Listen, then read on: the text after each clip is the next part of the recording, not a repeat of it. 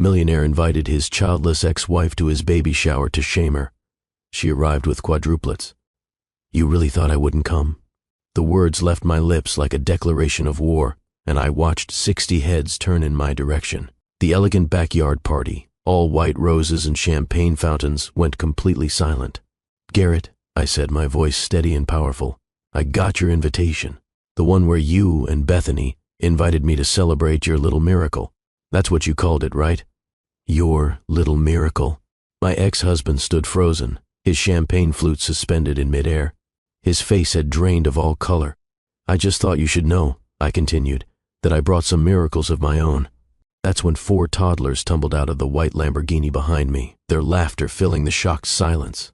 Harper, Jackson, Olivia, and Cole Sterling, 18 months old, all conceived naturally, all healthy, all beautiful, all mine. I watched Garrett's champagne glass slip from his hand and shatter on the marble floor. Cassie, he whispered, his voice barely audible. What are you doing here? I smiled at the man who'd spent 3 years convincing me I was broken, defective, less than a woman because I couldn't give him children. You invited me, remember? You said it would be good for me to see how happy you are now. Well, I came to return the favor. I wanted you to see exactly how happy I am. That's when my husband Theodore walked through the door, tall and confident, taking one of our babies from my arms and kissing me gently on the forehead. Sorry I'm late, sweetheart, he said. Had to take a call from the Tokyo office.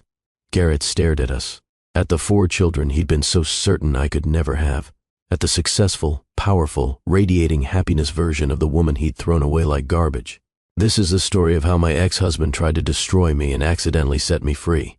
This is the story of how the man who called me defective watched me arrive, at his baby shower with quadruplets and a fortune he could only dream of. This is the story of revenge so poetic, so perfectly orchestrated by the universe itself, that it still takes my breath away. If you've ever been told you're not enough, if you've ever been made to feel worthless by someone who was supposed to love you, if you've ever been discarded like yesterday's trash, this story is for you. Because sometimes karma doesn't just come back. She comes back in a white Lamborghini with 4 babies and a billionaire husband. Hit that like button right now if you believe in cosmic justice. Subscribe to Love and Twilights with Dr. Phillips, because this story is going to take you on an emotional roller coaster you'll never forget.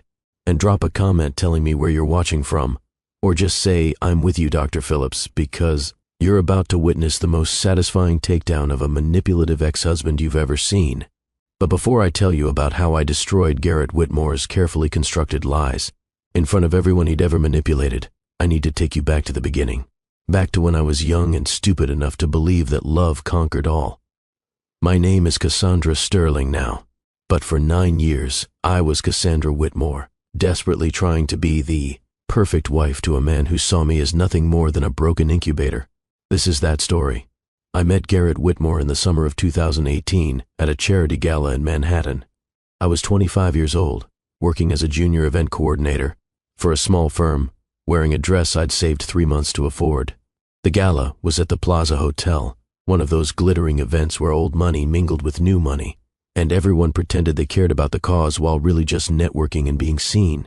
I was checking on the silent auction table when it happened.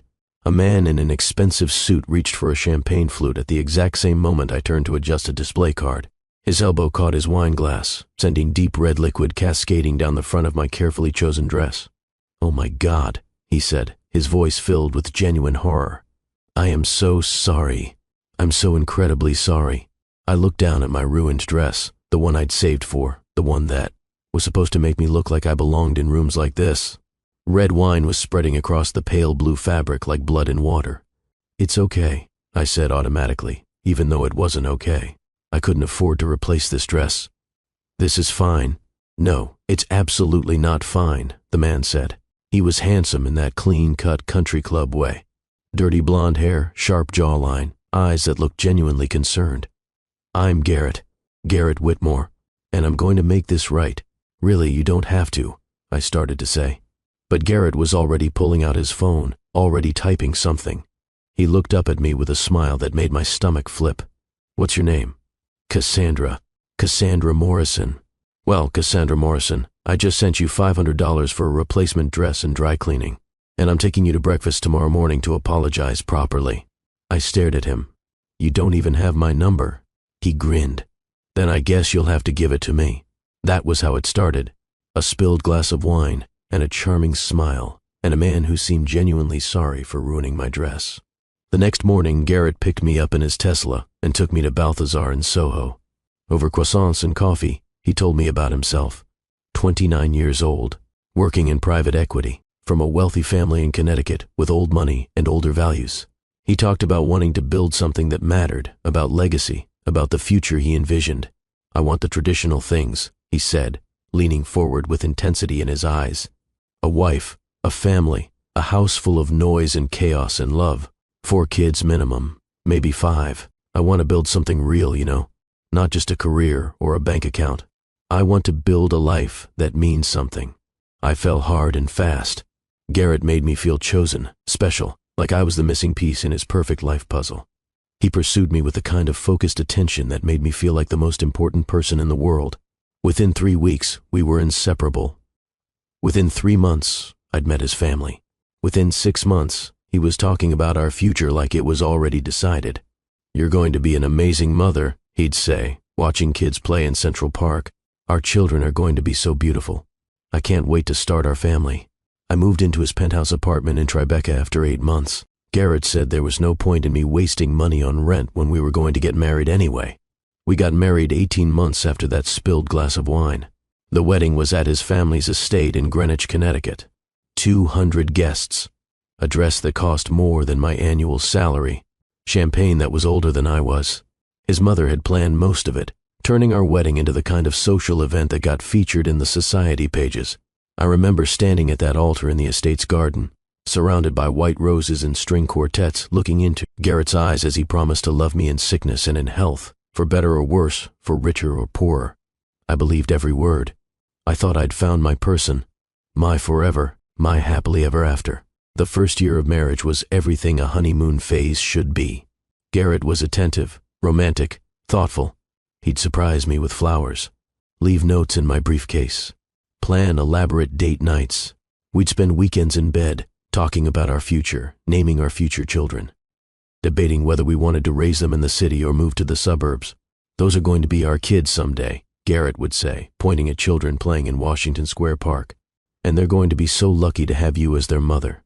He made me feel like I was living in a fairy tale, but fairy tales don't prepare you for the monster hiding under the prince's mask.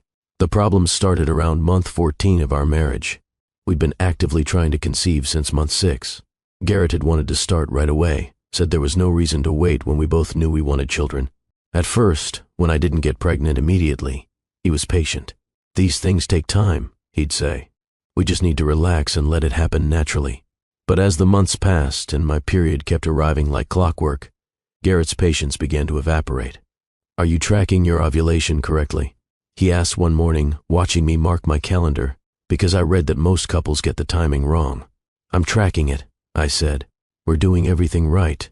Maybe you should download one of those apps," he suggested, "the ones that predict your fertile window more accurately." So I downloaded the apps, all of them. Flow, Ovia, Glow, Clue. I tracked my basal body temperature every morning.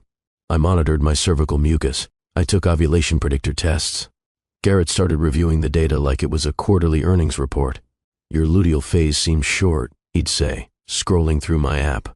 "That could be affecting implantation. Maybe you should talk to your doctor about that." "You need to cut out caffeine completely," he'd announce, removing the coffee maker from our kitchen. "And alcohol. And maybe you should start exercising more." I read that obesity can affect fertility. I wasn't obese. I was a size 8, but I started running every morning anyway. By month 20 of our marriage, trying to conceive had become a clinical operation. Garrett bought ovulation predictor kits in bulk, keeping them stocked in our bathroom like toilet paper. He purchased a basal thermometer that synced to an app on his phone so he could monitor my temperature himself. He created a spreadsheet tracking my cycles, our timing, my diet, my exercise, my supplements. Our bedroom transformed from a sanctuary into a laboratory. The spontaneity, the romance, the intimacy that had defined our early relationship disappeared entirely. Garrett stopped kissing me good morning, stopped holding my hand on walks, stopped touching me at all unless his app indicated it was the optimal time. "Is it the right time?" became his version of foreplay. Sex became mechanical, scheduled, joyless. Garrett would check his phone, confirm we were in my fertile window, and initiate with all the passion of someone filing paperwork. When it was over, he'd prop my hips up with a pillow because he'd read that gravity could help with conception. "How are you feeling?" He'd ask the week after ovulation. "Any symptoms? Cramping? Breast tenderness? Anything that could indicate implantation?" And then, every month like clockwork, my period would arrive. And every month, I'd see that flash of disappointment in Garrett's eyes that he could no longer hide. "You got your period," he'd say. It wasn't a question. He could tell by my face. "I'm sorry," I'd whisper, feeling like I'd failed at the most basic function of womanhood. "It's okay," he'd say, but his tone suggested it wasn't okay at all. "We'll try again next month. Maybe you should make an appointment with your doctor, though. Get some blood work done. Make sure everything's functioning properly." The implication was clear. He thought something was wrong with me. So I made the appointments. I started the medical gauntlet that would define the next phase of my life. My gynecologist was a kind woman named Dr. Sarah Chen.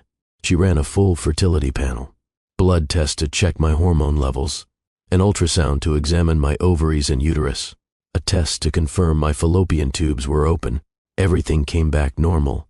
"Your fertility markers are excellent," Dr. Chen told me, reviewing my results. "Your AMH is great. Your FSH is perfect. Your ultrasound shows beautiful ovarian reserve. Physically, there's no reason you shouldn't be able to conceive." I felt a wave of relief. See? I wasn't broken. Everything was fine. But when I told Garrett the good news, his response wasn't relief. "If everything's normal, then why aren't you getting pregnant?" he asked. Dr. Chen said it can take up to a year for healthy couples to conceive. "We've only been trying for 14 months.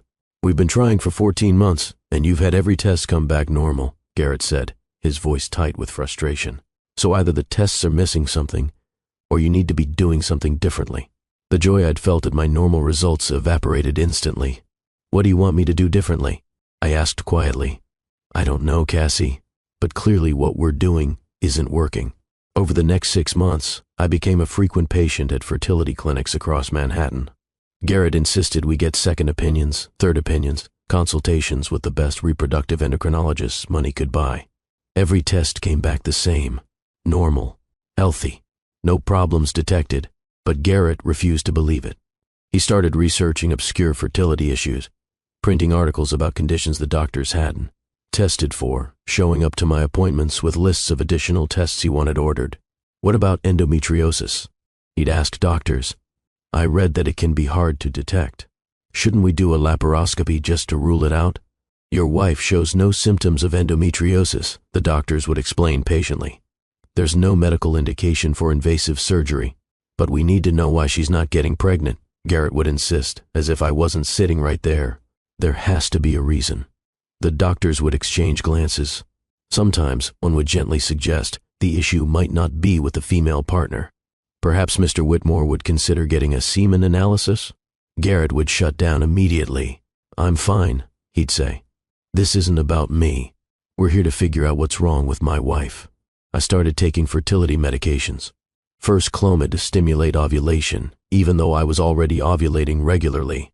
The medication made me nauseous and gave me blinding headaches, but Garrett insisted I continue. "We need to maximize your egg production," he said. "Give us the best possible chance each month." The Clomid also intensified my emotions. I'd cry at commercials, snap at colleagues over minor issues, lie awake at night feeling like I was losing my mind. When I'd break down crying, overwhelmed by hormones and stress and the crushing weight of failure, Garrett had no patience for it. "You're being too emotional," he'd say, his voice cold. "This is exactly the kind of stress that prevents pregnancy. You need to get control of yourself." "But I'm emotional because of the medication you insisted I take," I'd sob. "Well, maybe if you were less stressed in general, you wouldn't need the medication," he'd shoot back. I felt like I was going crazy, like I was trapped in a nightmare where every month brought another failure, another round of tests, another piece of evidence that something was fundamentally wrong with me. Garrett started working late more frequently. He'd text that he had dinner meetings, client events, networking obligations. He'd come home after I was already in bed, smelling like wine and cigars and other people's perfume. When I'd ask about his evening, he'd give vague answers and change the subject back to my fertility treatments. "Did you take your medication today?" Did you track your temperature? Did you schedule that follow-up appointment with Dr. Morrison? My entire identity was shrinking. I was no longer Cassandra, the woman Garrett had fallen in love with. I was Cassandra, the wife who couldn't get pregnant. Cassandra, whose only purpose was to produce a baby. Cassandra, who was failing at the one thing that mattered. I started avoiding social events, especially events where Garrett's family would be present. His mother, Patricia Whitmore, had started making pointed comments at family dinners about how she was still waiting for grandchildren. She'd talk about Garrett's brother Preston's kids, about what wonderful parents Preston and his wife made, about how fulfilling it was to be a grandmother. Some women just aren't maternal, I suppose, she'd said once, looking directly at me across the Thanksgiving table. It's a shame when a family line might end because the next generation doesn't prioritize what really matters. I'd felt Garrett's hand tighten on my knee under the table, not in support, but in warning. Don't make a scene. The worst part was watching Garrett around other people's children. He'd light up in a way he never did with me anymore. He'd play with his nephew and niece, tossing them in the air, making them laugh, posting pictures on Instagram with captions like, "Practice for when I'm a dad and can't wait for my own little ones." The comments would pour in from his friends and colleagues. "You're going to be an amazing father. It'll happen soon. Don't give up." And I'd read those comments and feel the weight of responsibility crushing me. Because in Garrett's narrative, in the story he'd told everyone, we were this loving couple struggling together through a difficult journey. But in reality, we weren't struggling together. Garrett was managing a problem, and I was the problem he was managing. By year 3 of our marriage, Garrett had stopped pretending to be patient or supportive. The mask had slipped completely. He made jokes about my biological clock in front of our friends. "Better hurry up, Cassie," he'd say at dinner parties. "You're not getting any younger. Pretty soon we'll need a whole fertility clinic just to have a shot." Everyone would laugh uncomfortably. I'd force a smile and excuse myself to the bathroom, where I'd lock the door and cry silently while the party continued without me. Garrett discussed our fertility struggles with people without my permission. I'd overhear him on phone calls with his brother, painting himself as the long-suffering husband dealing with a defective wife. "Yeah, we're still trying," he'd say. "Cassie's having a hard time with it emotionally. It's been really difficult for me, watching her struggle like this. I'm just trying to be supportive, but honestly, Preston, I don't know how much more I can take." He'd say these things while I was in the next room, like I was a problem to be discussed rather than a person with feelings. I became the burden he carried, the albatross around his neck, the reason his perfect life plan wasn't coming together on schedule. Then one night in November 2022, everything changed. It was a Thursday. I remember because I had my weekly therapy appointment that afternoon. My therapist had been helping me deal with the anxiety and depression that came with our fertility struggles. She was one of the few people in my life who made me feel like I wasn't crazy for feeling the way I did. When I got home that evening, Garrett was already there, which was unusual. He'd been working late almost every night for months. I was in our bedroom, preparing for my hormone injection. I'd graduated from oral medications to injectable fertility drugs. Every night at 8 o'clock, I'd inject myself in the stomach with hormones. That cost $500 per vial and made me feel like I was dying. I'd just cleaned the injection site with an alcohol swab when Garrett walked in. He stood in the doorway, watching me with an expression I'd never seen before. Not frustration, not disappointment, something closer to revulsion. "Cassie," he said, his voice eerily calm, "I think we need to talk about other options." I looked up from my injection, hope flickering in my chest for the first time in months. I thought he meant adoption, maybe surrogacy. Maybe he'd finally accepted that there were other ways to build a family. "Other options?" I said carefully. "I've been thinking," Garrett continued, walking into the room and sitting on the edge of our bed. "Maybe we should take a break from all this trying. Maybe we should take a break from each other." The syringe fell from my hand, clattering onto the hardwood floor. "What?" "Take a break from each other," Garrett repeated, running his hand through his hair. That gesture he did when he was stressed about work. Except this time, the stress was me. "What are you saying?" I whispered, still kneeling on the floor next to the dropped injection. "I'm saying maybe we rushed into this whole baby thing. Maybe we need to figure out if we're even compatible long-term before we bring a child into this mess. This mess. 3 years of marriage and suddenly we were a mess." "Garrett," I said, standing up slowly, "we've been together for 5 years. We're married. How much more compatible do we need to be? He stood up and started pacing, avoiding my eyes. That's just it, Cassie. I feel like all we do anymore is focus on getting pregnant. When's the last time we just enjoyed each other? When's the last time we had fun? I wanted to remind him that he was the one who'd turned our relationship into a fertility clinic. He was the one tracking my cycles, scheduling our intimacy, making doctor appointments. But something in his tone told me this conversation was heading somewhere I wasn't prepared for. We can have fun again, I said, my voice rising with desperation. We can take a vacation, go back to date nights, do whatever you want. But taking a break from each other? Garrett, that sounds like you want to separate. Maybe I do.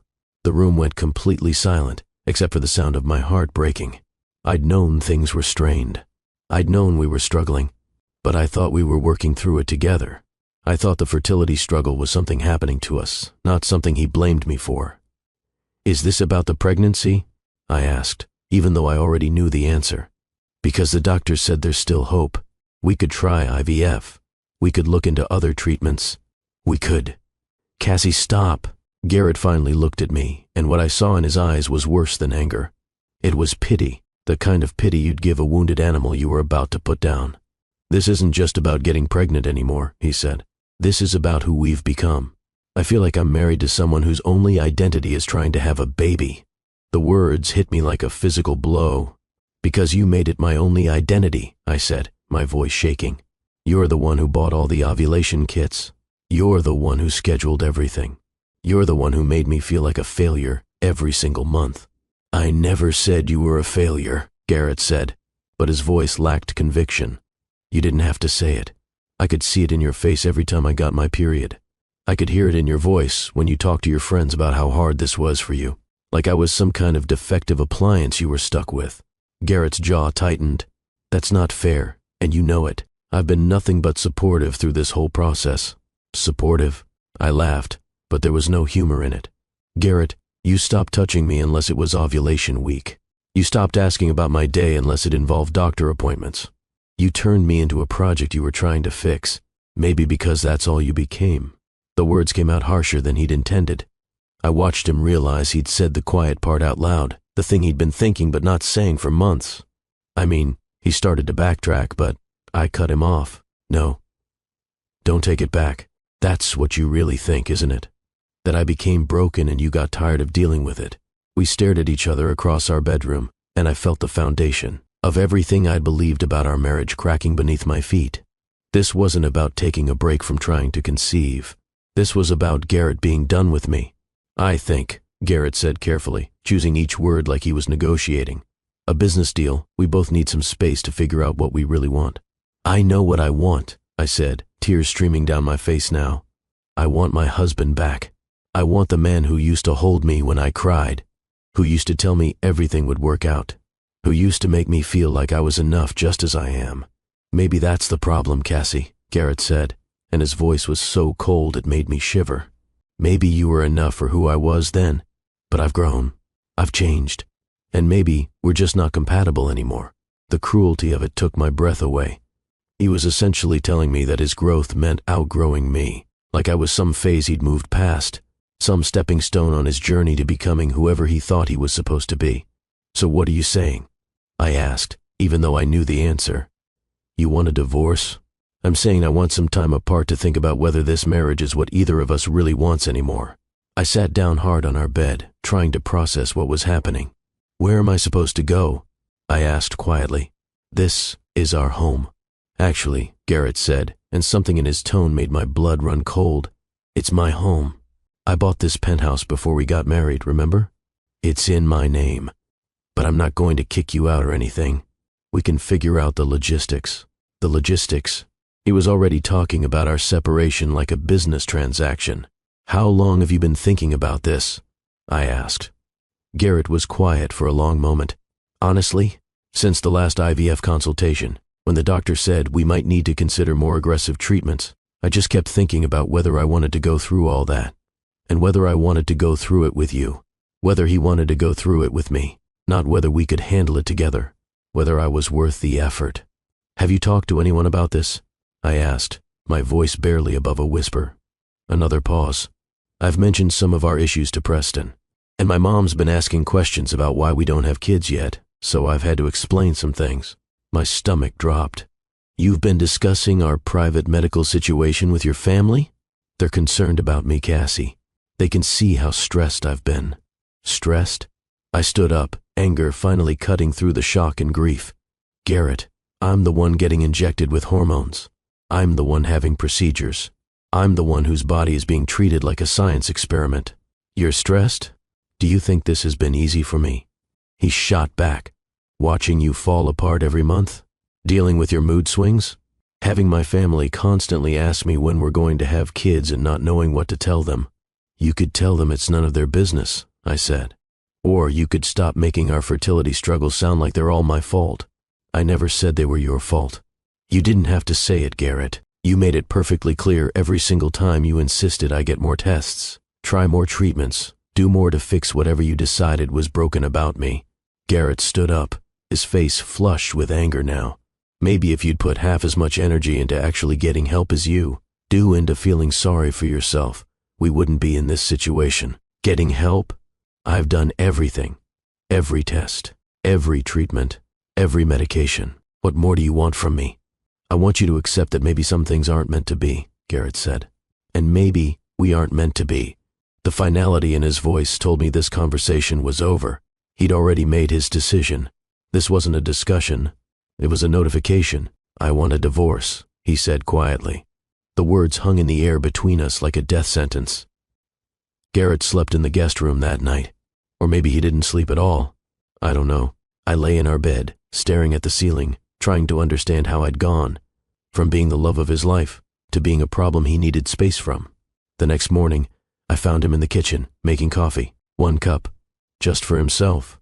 I think I'm going to stay at Preston's place for a while, he said without looking at me. Just until we figure things out. How long is a while? I asked. I don't know. A few weeks, maybe longer. We'll see. I watched him pour coffee into his travel mug, the one I'd bought him for his birthday 2 years ago, with "World's Best Future Dad" written on it. The irony was devastating. Garrett, I said quietly, can I ask you something?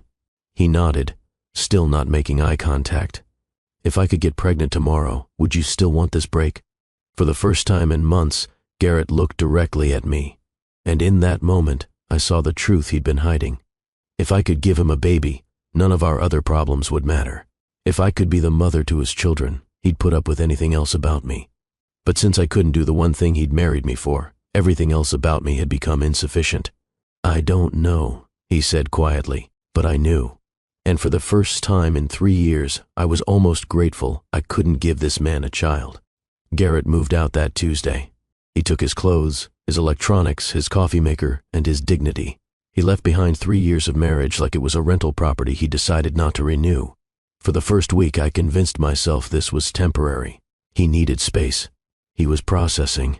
He'd come back once he realized what he was throwing away. I deep cleaned the penthouse.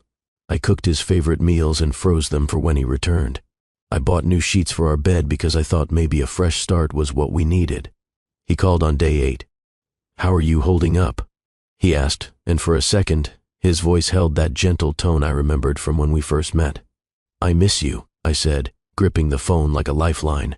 The apartment feels so empty without you. I miss you too, he said, and my heart lifted. But Cassie, he continued, I think this space is good for us. I'm sleeping better, thinking clearer. I think you should consider what this time apart is showing you too. What it was showing me was that I couldn't function without him. I'd built my entire adult identity around being Garrett's wife, Garrett's future baby mama, Garrett's other half. Without him, I didn't know who I was supposed to be. I've been thinking about what you said, I told him, about taking a break from trying to get pregnant. Maybe you're right. Maybe we got so focused on having a baby that we forgot how to just be married. Yeah, Garrett said, but something in his voice sounded distant. Maybe we did. So, when are you coming home? I asked, trying to keep the desperation out of my voice. We could start over, do things differently. There was a long pause on the other end of the line. Cassie, I don't think I'm ready to come home yet. How much more time do you need? I don't know. I'm still figuring things out. What things, Garrett? We've been married for 3 years. What is there to figure out? Another pause, longer this time. Whether this marriage is something I want to keep fighting for. The words hit me like a physical blow. Fighting for? Is that what I am to you now? Something you have to fight for instead of something you want. That's not what I meant. Then, what did you mean? I meant that maybe we've been trying so hard to make this work that we haven't stopped to ask if it should work. My hands were shaking so badly I almost dropped the phone. Garrett, I love you. You love me. That's enough. Everything else we can figure out. Is it enough, though? He asked. Because I've been thinking about what love is supposed to feel like, and I'm not sure what we have qualifies anymore. What we have qualifies, Garrett. We made vows to each other, in sickness and in health, for better or worse. This is the worst part. This is when we're supposed to fight harder, not give up. Maybe, Garrett said quietly. But I'm tired of fighting. That phone call lasted 2 hours. 2 hours of me begging and bargaining and promising to be different, better, easier. Garrett listened with what felt like patience, but was probably just politeness. By the end, I'd agreed to give him more time, more space, whatever he needed. 3 weeks into our separation, I got a call from Garrett's mother. "Cassandra, honey," Mrs. Whitmore said, her voice dripping with false concern. "I wanted to check on you. Garrett told us about your temporary separation. Temporary. At least that's what he was calling it." "I'm okay, Mrs. Whitmore," I said. "Just giving Garrett the space he needs to work through things." "Well, I want you to know that Michael and I are praying for you both," she said. "Marriage is hard work, especially when you're dealing with fertility challenges." I felt my throat tighten. "Thank you. That means a lot. Garrett mentioned you might be taking a break from trying for a baby," she continued. "That's probably wise. Sometimes when we want something too badly, we push it away. The universe responds better when we're at peace." "Did he say anything else about our situation?" I asked carefully. There was a pause. "Just that you're both doing some soul-searching about what you want your future to look like, that you need time to figure out if you're still on the same page." After I hung up, I realized what Garrett was doing. He was managing the narrative. To his family, this was a mutual decision. A healthy break where we were both figuring things out. He wasn't the husband who'd abandoned his wife during a medical crisis. He was the reasonable man taking space to make sure he was making the right decisions. The phone calls became less frequent. Garrett would check in every few days, asking how I was doing but sharing nothing about what he was doing or feeling. When I asked about coming home, he'd say he wasn't ready. When I asked what he needed to be ready, he'd say he didn't know. 2 months into our separation, I got a call from our insurance company about a claim Garrett had submitted. "Mrs. Whitmore," the representative said, "I'm calling about a recent claim filed by your husband, Garrett Whitmore, for a consultation with Dr. Williams, a urologist specializing in male fertility." My heart stopped. "I'm sorry, there must be some mistake," I said. "My husband hasn't seen a urologist." According to our records, Garrett Whitmore had a consultation with Dr. Williams on March 15th for a comprehensive male fertility evaluation. My hands started shaking. "Can you tell me what kind of evaluation? I can't give you specific medical details, but I can confirm the appointment was for male factor infertility testing, including semen analysis and hormone panels." Garrett had gone to a fertility doctor while telling me he needed space from our fertility journey, while making me feel like I was the one with the problem. He'd been getting his own fertility tested. I called him immediately. "Why didn't you tell me you went to see a fertility doctor?" I demanded. "Cassie, how did you find out about that?" "The insurance company called." "Garrett, why would you get tested without telling me?" "Because I wanted to know for myself before I told you anything." "Know what?" Garrett was quiet for a long moment. "The results showed some issues on my end. Low sperm count, motility problems, the kind of stuff that would make it really hard for us to conceive naturally." I sat down hard on my kitchen chair, feeling like all the air had been sucked out of the room. "How long have you known this?" "About 3 weeks." 3 weeks. Garrett had known for 3 weeks that our fertility problems weren't my fault, and he hadn't told me. "Garrett," I said slowly, "this changes everything. This means it's not my fault. This means all those years of making me feel defective, all those comments about my body not working right, all of it was."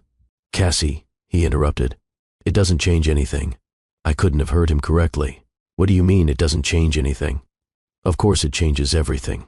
We could do IVF with your sperm. We could look into other options. We could—" "Or," Garrett said, his voice flat, "we couldn't." Something in his tone made my blood run cold. What do you mean we couldn't? I mean, I don't want to do IVF. I don't want to go through fertility treatments. I don't want to keep trying to force something that clearly isn't meant to happen. But now we know why it wasn't happening. We can fix this. I don't want to fix it, Cassie. I want to accept it. Accept what? That we'll never have children? Accept that maybe we're not supposed to have children together. The word together hung in the air like a bomb waiting to explode. Garrett, I said carefully, what aren't you telling me? Silence on the other end of the line. Garrett, I've been seeing someone. The words hit me like a truck. I actually dropped the phone and had to scramble to pick it up. It's not serious. It just happened. But it's made me realize that what we have isn't working anymore. You've been cheating on me? We're separated, Cassie. I wouldn't call it cheating. We're separated because you said you needed space to think about our marriage, not because you wanted to date other people. I know how this sounds, but meeting someone else has shown me what I'm missing in our relationship. What we've been missing. I felt like I was drowning. What's her name? That's not important. It's important to me. What's her name? Her name is Bethany. She works at my company. Bethany. He'd been working late all those months, and I thought it was because he was stressed about our fertility issues. But he'd been building a relationship with someone else. How long have you been seeing her?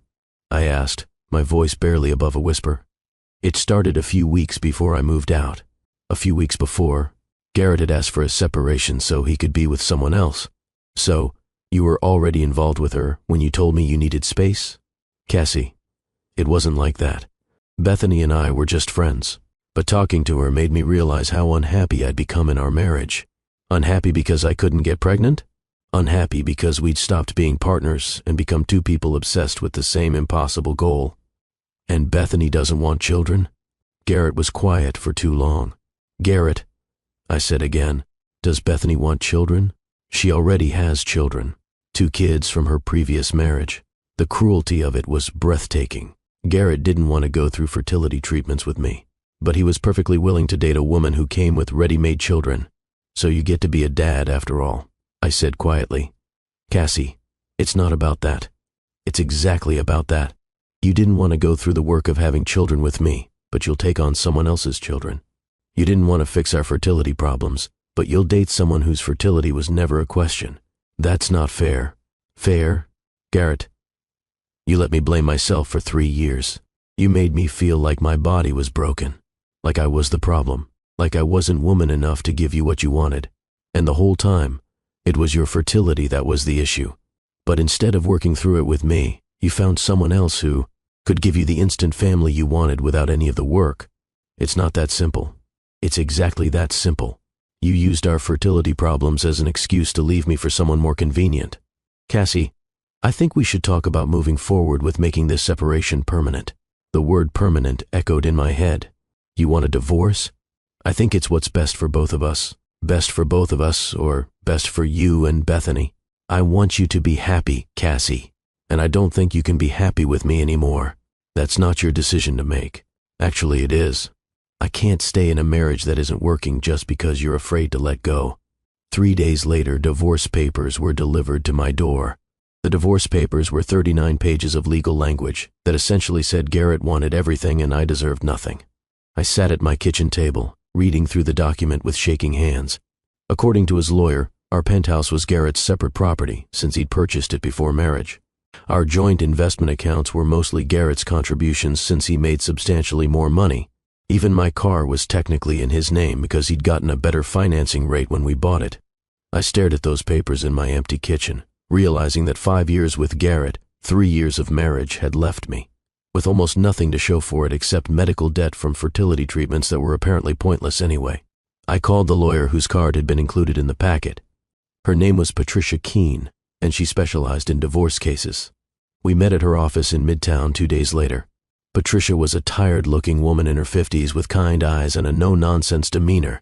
I have to be honest with you, Cassandra, she said, reviewing Garrett's proposed settlement. Since you were only married 3 years, and most assets were his before marriage, you're looking at a very modest settlement, maybe $15,000 in 60 days to vacate the apartment. I felt like I couldn't breathe. What about spousal support?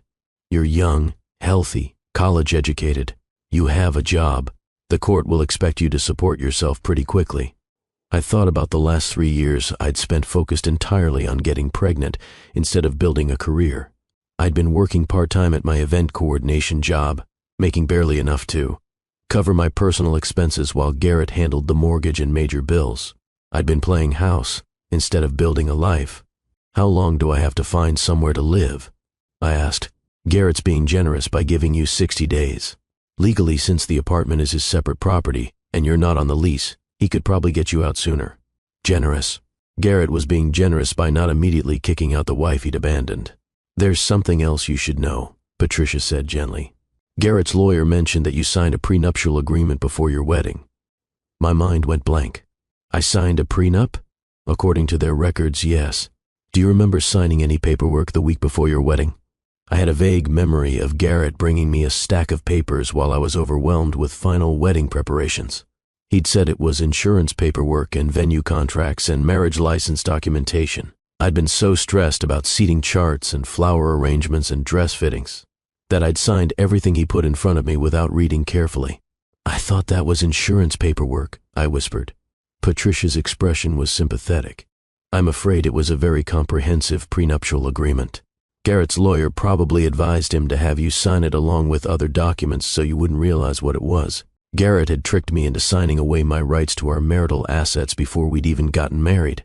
He'd been planning his exit strategy from day one. The first mediation session was scheduled for 2 weeks later. I walked into the conference room at Garrett's lawyer's office feeling like I was walking to my own execution. Garrett was already there, sitting next to his attorney, a shark-like man named Richard Paulson. Garrett wouldn't look at me. He stared at the legal pad in front of him like it contained the secrets of the universe. Let's try to keep this civil and productive, Richard said, opening a folder. We're here to finalize the asset division and move forward with an uncontested divorce. Patricia squeezed my hand under the table. My client has some concerns about the proposed settlement, she said, particularly regarding personal property and furniture. Richard looked amused. Mr. Whitmore is being more than generous with a financial settlement, he said.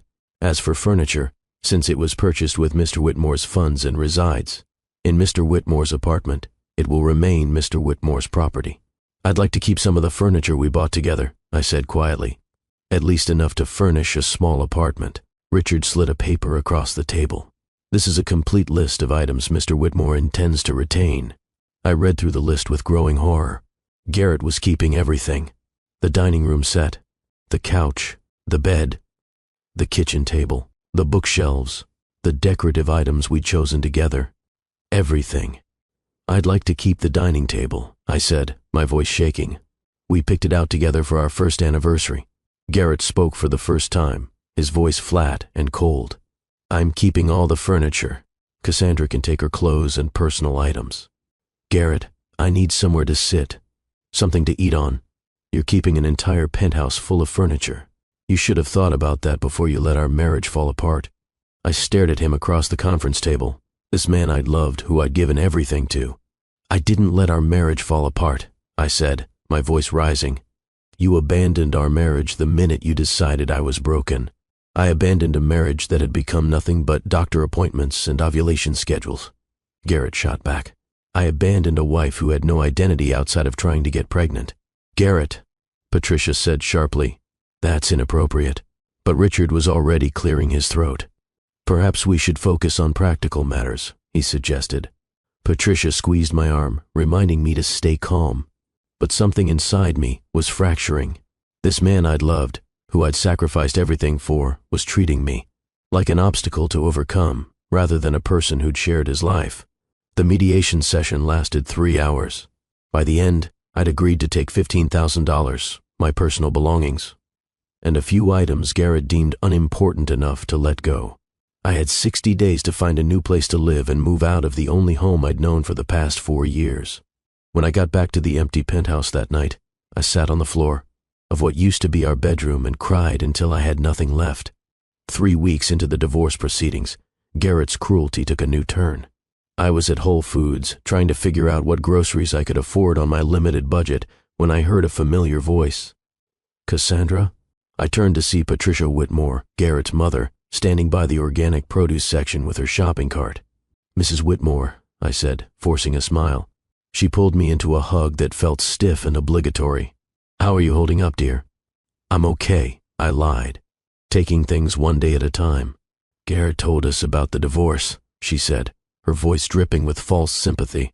I have to say, we're all quite shocked by how things turned out. My stomach clenched. What exactly did Garrett tell you? Well, she said, selecting an avocado and examining it carefully. He said you decided you couldn't handle the fertility struggles anymore, that the whole process had become too much for you emotionally, and you'd asked for the divorce because you needed a fresh start. The grocery store seemed to tilt around me. I asked for the divorce? Mrs. Whitmore looked at me with pity. He said you decided you wanted to start over with someone who didn't remind you of your fertility problems, that you needed to move on from that chapter of your life. I understand, dear.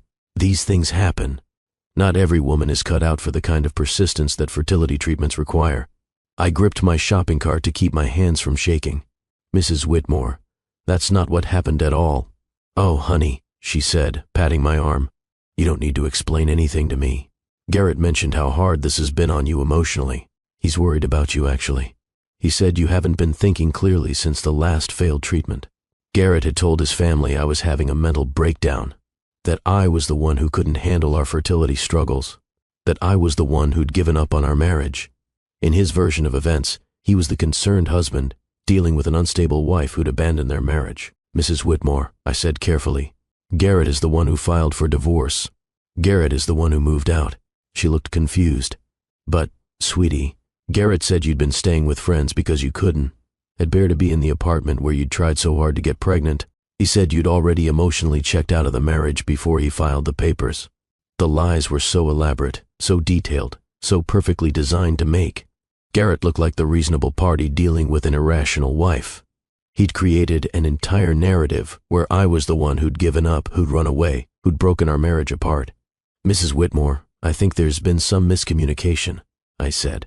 Maybe you should talk to Garrett again about what actually happened. I left my groceries in the cart and walked out of Whole Foods. My hands were shaking so badly I could barely get my keys in the car door. That night, I called Garrett. Why did you tell your mother I asked for the divorce? Cassie, I never said that exactly. She said you told her I couldn't handle the fertility struggles and wanted a fresh start. She said you told her I moved out first. I told her you were having a hard time coping, which is true, and you have been staying other places sometimes. I stayed at my friend Rachel's house for 2 nights after you served me with divorce papers. That's not the same as moving out. Look, Garrett said, with exaggerated patience. My family was asking questions about why we're getting divorced, and I tried to explain it in a way that didn't make anyone look bad. You made me look like I had a nervous breakdown and abandoned our marriage. I made you look like someone going through a hard time, which is better than the alternative. What alternative? Me telling them the truth about how obsessive and unstable you became about getting pregnant. The words hit me like a slap. Unstable? Cassie, you were injecting yourself with hormones that made you crazy. You couldn't talk about anything except ovulation and fertility treatments. You turned our marriage into a medical procedure. I was trying to have the baby you said you wanted. I wanted a baby, not a wife who disappeared and got replaced by someone obsessed with conception schedules. So now I'm obsessive and unstable. But 3 months ago, you were right there with me making those schedules. Because I was trying to support you through something that was clearly more important to you than our actual relationship.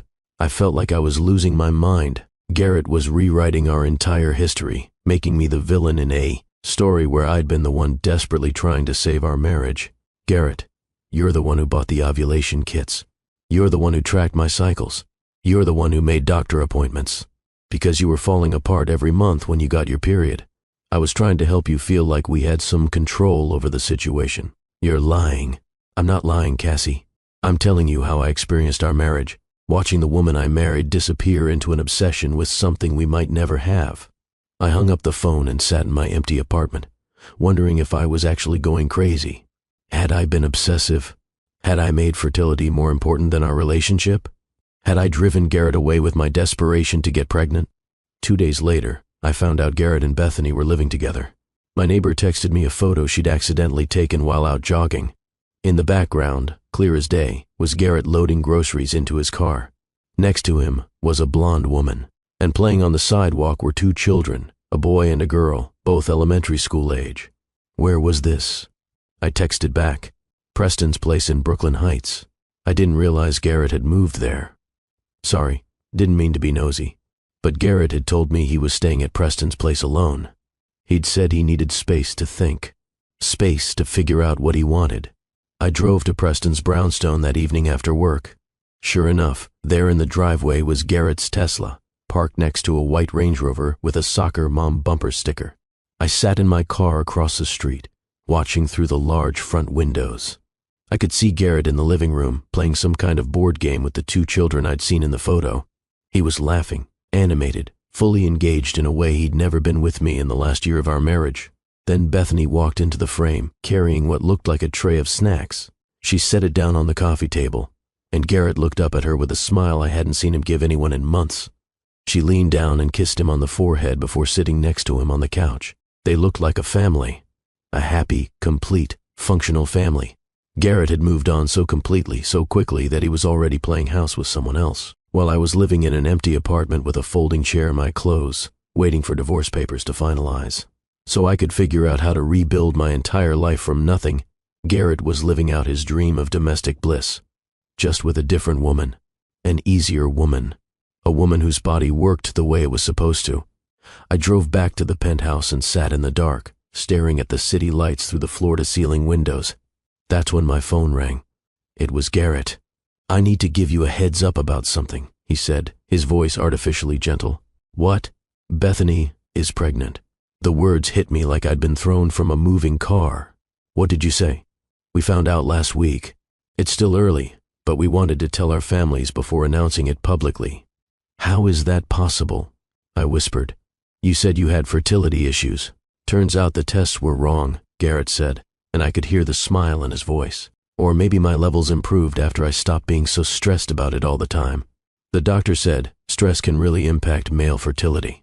Of course, Garrett's fertility problems had magically resolved themselves the minute he left me.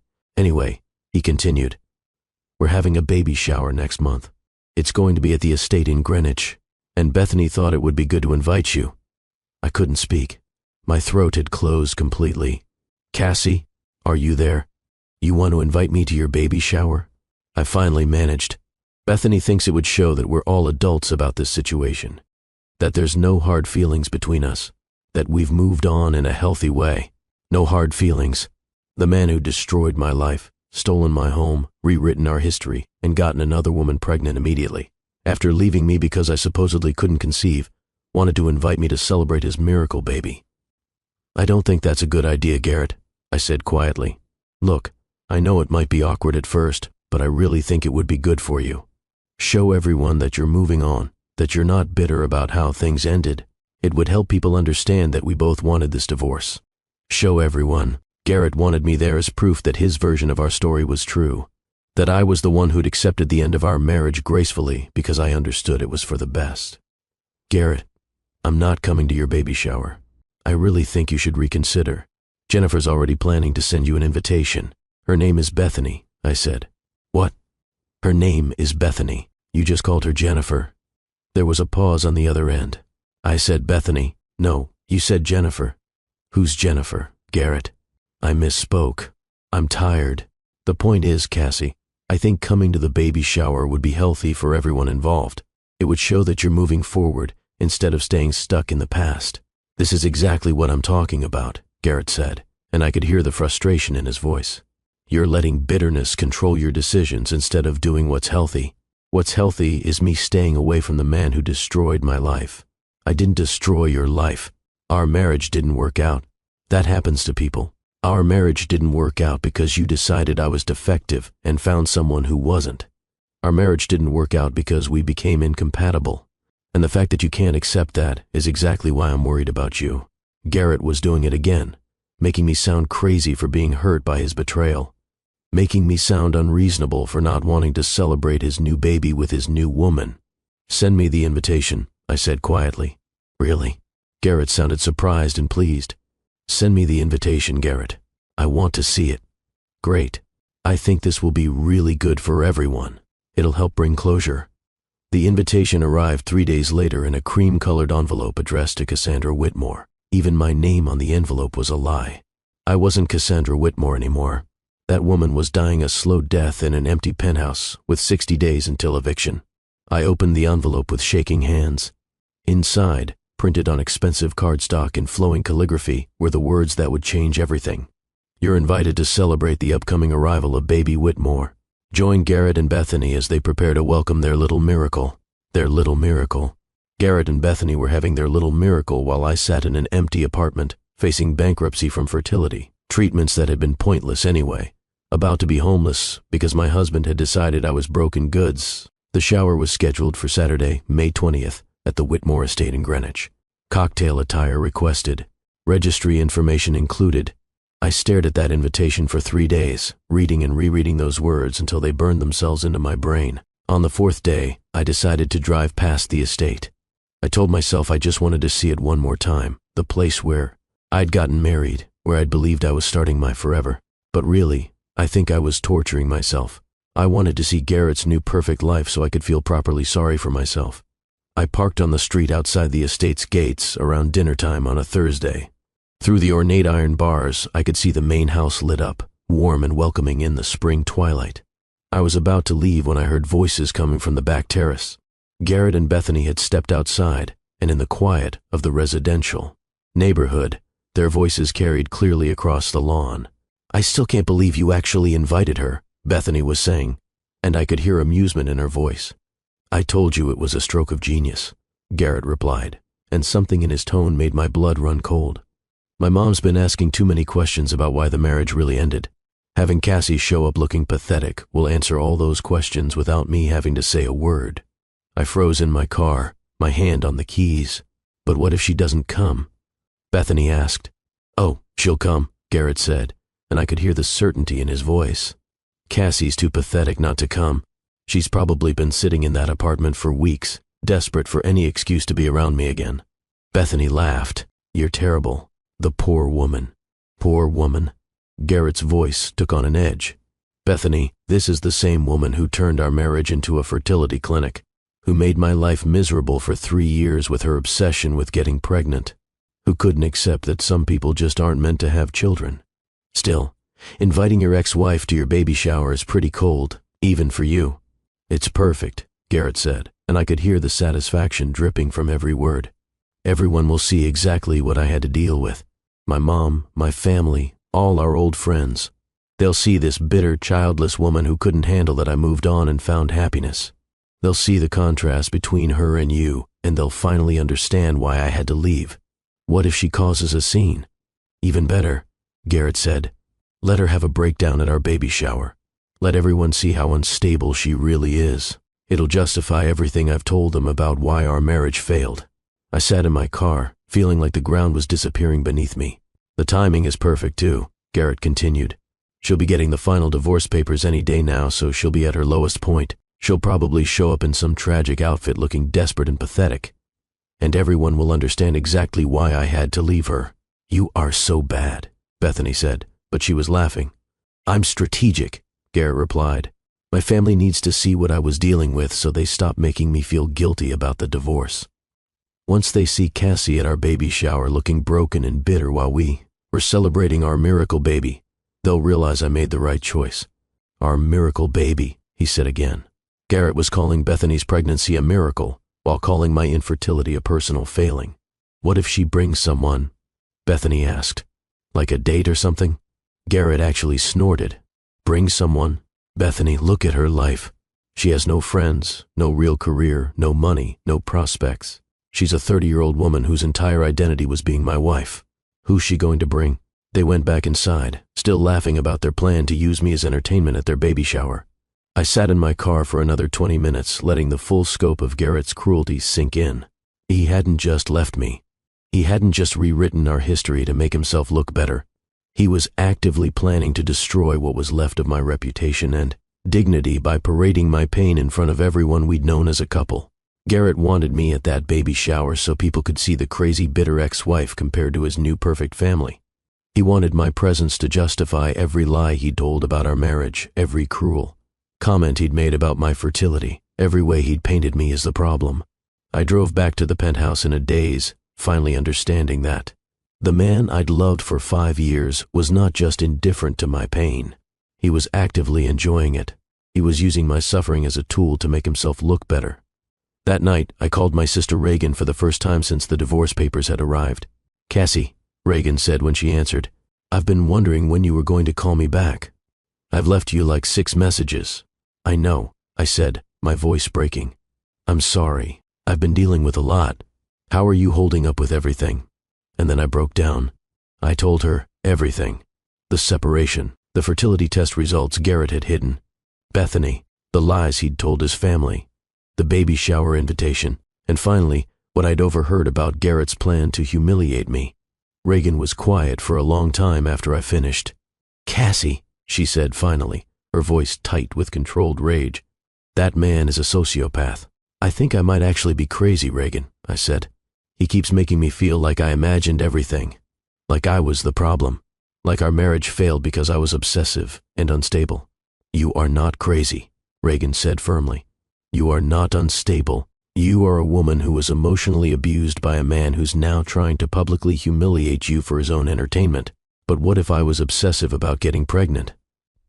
What if I did make our marriage all about fertility treatments? Cassie, listen to me. Even if you had been obsessive, even if you had made mistakes, that doesn't justify what Garrett did to you. Normal people don't abandon their spouses during a medical crisis. Normal people don't cheat and then blame their partner. Normal people don't invite their ex-wife to a baby shower specifically to humiliate them." I started crying for the first time in weeks. "And furthermore," Reagan continued, her voice getting stronger, "Garrett participated in every single fertility treatment. He was right there making those schedules, booking those appointments, tracking your cycles. He was just as invested in getting pregnant as you were. But now, he's rewriting history to make you the villain. I feel so stupid for believing him when he said he loved me. You're not stupid for believing someone when they say they love you. You're not stupid for trusting your husband. You're not stupid for wanting to save your marriage. Garrett is the one who lied, cheated, and manipulated. Garrett is the one who should feel stupid. But Reagan, I have nothing left. He's taking the apartment, most of our money, all the furniture. I'm going to be 31 years old, starting over with nothing. Then don't let him win." "What do you mean?" "I mean, don't show up to his baby shower looking broken and desperate like he expects. Don't give him the satisfaction of seeing you destroyed. Reagan, I am destroyed. No, you're hurt. There's a difference. You're hurt because someone you loved turned out to be cruel. But you're not destroyed unless you let him destroy you. I don't know how to not let him destroy me. You start by remembering who you were before Garrett Whitmore made you believe you were worthless. You start by remembering that your value as a woman has nothing to do with whether you can give some man a baby. You start by remembering that being childless doesn't make you defective. Being divorced doesn't make you a failure, and being alone doesn't make you pathetic. I don't remember who I was before Garrett. Then you figure out who you want to be after Garrett.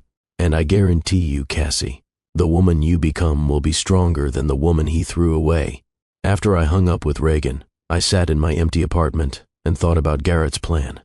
He wanted me to show up broken, desperate, and pathetic so he could use my pain to justify his betrayal.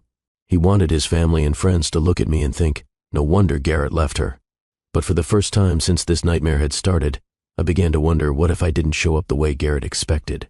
What if instead of being the tragic figure in Garrett's redemption story, I became something else entirely? I looked at that baby shower invitation again, but this time I wasn't reading it as a victim. I was reading it as a woman who was about to discover exactly what she was capable of. Garrett had made one crucial mistake in his plan to humiliate me publicly. He'd given me advanced notice, and he'd completely underestimated who I might become once I stopped believing his lies about who I was. The final divorce papers arrived on a Thursday morning, delivered by a courier who looked embarrassed to be handing me documents that would officially end my marriage. I signed for them with shaking hands, then sat at my kitchen table reading through the settlement agreement that made Garrett's victory complete. The penthouse had to be vacated within 30 days. I was getting $15,000 from our joint savings, barely enough for first and last month's rent on a decent apartment. Garrett was keeping the car since it was in his name, which meant I'd need to figure out transportation. Even my engagement ring had to be returned since it was a conditional gift based on marriage that was no longer applicable. I called Patricia to confirm what I was reading. "I'm sorry, Cassandra," she said, and I could hear genuine sympathy in her voice. Garrett's lawyer was very aggressive about this settlement. Since most assets were acquired before marriage and you signed that prenup, our options were limited. So this is it? $15,000 in 30 days? I'm afraid so. I pushed for more, but without proof of financial misconduct or hidden assets, the court sided with the prenuptial agreement. After I hung up, I started looking for apartments I could afford on my part-time salary. The only places in my price range were studio apartments in questionable neighborhoods or shared housing situations with complete strangers. I was about to become a 31-year-old divorced woman living in a studio apartment with a futon and whatever belongings Garrett decided I could keep. The moving truck Garrett hired arrived the following week to collect his furniture. I watched 3 men carry out the dining room set we'd picked out together, the couch, where we'd watched movies, the bed where we'd tried so desperately to conceive a child. They left me with my clothes, my books, a folding chair Garrett had forgotten, about in the garage, and the crushing weight of complete failure. I spent my last night in that penthouse sitting on the floor of what used to be our bedroom, eating takeout, Chinese food from the container, and wondering how my life had become such a complete disaster. 8 years with Garrett, and I was leaving with less than I'd had when I met him. But the worst was yet to come. 2 days before Garrett's baby shower, I ran into Bethany at Whole Foods. She was glowing with that first trimester pregnancy radiance, her hand resting protectively on her still flat stomach as she examined prenatal vitamins in the supplement aisle. "Cassandra," she said when she saw me, her voice dripping with false concern. "How are you doing? Garrett said you've been having a really hard time with everything." I stared at this woman who'd stolen my husband and was now carrying the baby I'd spent 3 years failing to conceive. She was younger than me, prettier than me, and apparently more fertile than me. Everything I'd failed to be. "I'm fine," I managed to say. "Good. I'm so glad to hear that," Bethany said, selecting a bottle of vitamins and placing it in her cart. "Garrett's been so worried about you." Garrett was worried about me. The man who'd engineered my complete destruction was worried about me. "I hope you're still planning to come to the baby shower," Bethany continued. "I know it might be awkward, but Garrett really thinks it would help you move on." "Move on? Accept that Garrett's happy now and stop holding on to the past. He said you've been having trouble letting go of your marriage." I felt something inside me crack. Bethany wasn't just carrying Garrett's baby. She was carrying his narrative about me. She genuinely believed I was some pathetic ex-wife who couldn't accept that Garrett had moved on to someone better. "Bethany," I said carefully, "can I ask you something?" "Of course. Did Garrett tell you why our marriage ended?" "He said you became obsessed with having a baby, and it put too much strain on your relationship. That you couldn't handle it when the treatments didn't work and you started blaming him for your fertility problems." Garrett had told her I'd blamed him for my fertility problems when the truth was exactly the opposite. He'd spent 3 years blaming me for his fertility problems. "Did he mention that he had fertility issues too?" I asked. Bethany looked confused. "Garrett doesn't have fertility issues. The doctor said our baby was conceived naturally, with no problems at all. Garrett had testing done that showed low sperm count and motility issues." "I think you might be confused, Cassandra," Bethany said, her voice taking on a patronizing tone. "Garrett and I got pregnant on our 2nd month of trying. There's nothing wrong with Garrett's fertility." I stared at her, realizing that Garrett had lied to me about his test results too. There had never been any fertility issues on his side. He'd invented that story to make me feel less alone in my supposed brokenness. Then used it as another reason to leave me when he found someone else. "Anyway," Bethany continued, seemingly oblivious to my shock, "I hope you can be happy for us. Garrett deserves to have the family he's always wanted. Garrett deserves to have the family he's always wanted." As if I'd been selfishly preventing him from having children, instead of desperately trying to give them to him. I walked away from Bethany without another word, leaving my groceries in the cart for the 2nd time in a month. In my car, I sat shaking with a rage so pure it scared me. Garrett hadn't just left me for someone else. He'd systematically destroyed my sense of reality, made me question my own memories, and convinced everyone in our social circle that I was an unstable woman who'd driven away a good man, and now he was planning to parade me in front of our friends and family as proof of how right he'd been to leave me. That night, I called Reagan again. "I can't do this anymore," I told her through tears. "Garrett has destroyed everything. My marriage, my home, my finances, my reputation. Even the woman he left me for thinks I'm the crazy ex-wife who couldn't handle that he was happy. Cassie, you need to get out of there, Reagan said. Come stay with me in California for a while. Get away from Garrett and his poison and remember who you are. Reagan, I can't afford a plane ticket to California. I can barely afford rent on a studio apartment. I'll send you a ticket. Just pack a bag and come here. You need distance from this situation before it completely destroys you. What's the point? Garrett won. He got everything he wanted. The perfect wife, the easy pregnancy, the instant family, and everyone believing I was the problem. I'm just the cautionary tale now, the warning about what happens to women who can't give their husbands what they want. The point is that you're 31 years old and your life is not over, Reagan said firmly. The point is that Garrett Whitmore is not the final word on your worth as a human being. The point is that you get to decide what happens next, not him. I don't know what happens next. I don't know who I am without Garrett. Then come to California and figure it out. Come here where no one knows Garrett's version of your story and remember what it feels like to be yourself again. After I hung up with Reagan, I sat in my empty apartment and thought about Garrett's baby shower, which was happening in 2 days. He was expecting me to show up broken and desperate, ready to be humiliated for the entertainment of his friends and family. But Reagan was right about one thing. Garrett didn't get to be the final word on my worth. I looked around at the empty rooms that had once been my home, at the folding chair that was now my only furniture, at the suitcase I'd packed with the few possessions Garrett had allowed me to keep.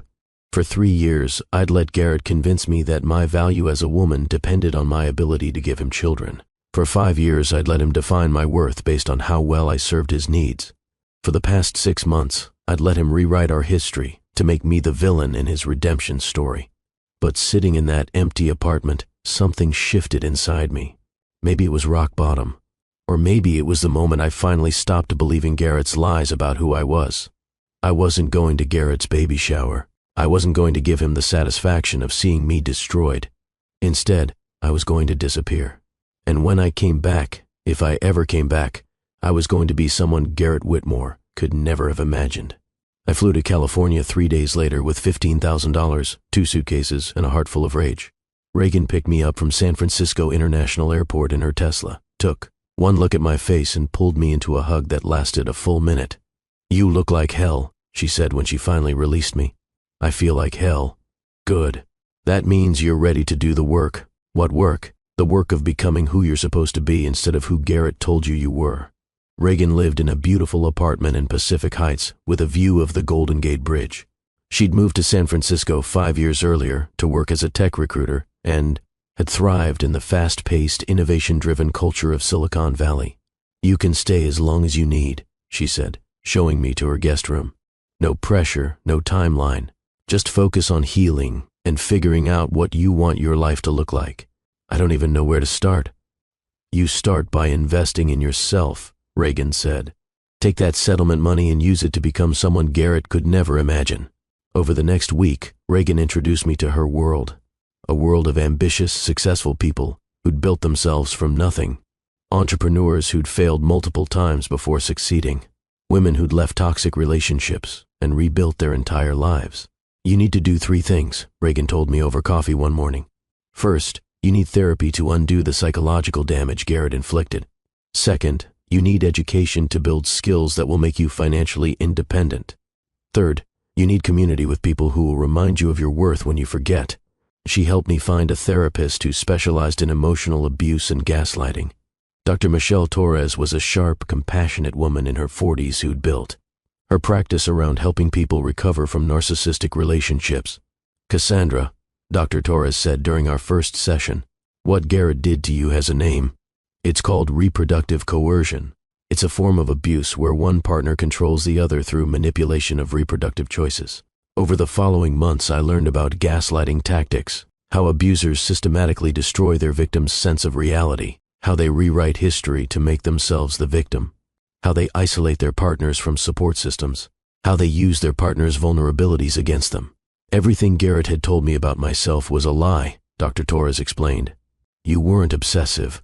You were responding to the pressure he put on you. You weren't unstable. You were having a normal emotional reaction to psychological abuse. You weren't broken. You were told you were broken by someone who benefited from you believing it. I also learned that everything I'd thought about myself was wrong. I wasn't obsessive. I was dedicated and focused. I wasn't unstable. I was passionate and emotional. I wasn't broken. I was betrayed. I wasn't worthless. I was undervalued by someone too insecure to appreciate what he had. With Reagan's encouragement, I enrolled in a business certification program at UC Berkeley Extension. I used $10,000 of my settlement money to pay for the program, betting on myself for the first time in years. The program was intense, covering everything from financial management to marketing strategy to entrepreneurship fundamentals. I threw myself into the coursework with the same intensity I'd once devoted to fertility treatments. But this time, I was building something for myself, not for a man, not for a marriage, for me. "You're good at this," my instructor commented after I presented a business plan for a consulting firm. "Have you considered actually launching this?" "I don't have the capital," I said, "or the connections, or the experience." "You have the vision and the drive," he said. "Everything else can be learned or found." 6 months into my new life in California, Reagan dragged me to a tech entrepreneur meetup in Palo Alto. "I don't want to network," I protested. "I'm not ready to be around successful people who have their lives figured out." "Nobody has their life figured out," Reagan said. "That's the whole point. These are people who failed and kept going, just like you're going to do." The meetup was at a sleek co-working space filled with ambitious 20-somethings and seasoned entrepreneurs. I felt completely out of place in my Target dress while everyone else wore expensive casual wear that screamed I have stock options. The guest speaker was a man named Theodore Sterling. He was 36, tall with dark hair going silver at the temples, and had the kind of quiet confidence that comes from genuine achievement rather than performance. His topic was building companies with purpose instead of just chasing profit. "I founded and sold 2 companies," Theodore said, addressing the room. "And I can tell you that the one thing I learned is this: if you're not building something that makes people's lives genuinely better, you're just rearranging deck chairs on the Titanic. Purpose matters more than profit, because purpose sustains you when profit doesn't come fast enough." During the Q&A session, I found myself raising my hand. "How do you find purpose when you feel like you've lost yourself?" I asked. Theodore looked directly at me, and something in his expression told me he understood the question wasn't just about business. "You don't find purpose," he said. "You create it. Purpose comes from asking yourself what problem you want to solve in the world. What suffering do you want to alleviate? What joy do you want to create? And then you build toward that vision, even when you don't feel strong enough or ready enough or worthy enough." After his talk, we ended up at the same coffee station. "You asked the best question tonight," he said, smiling. "About finding purpose when you feel lost.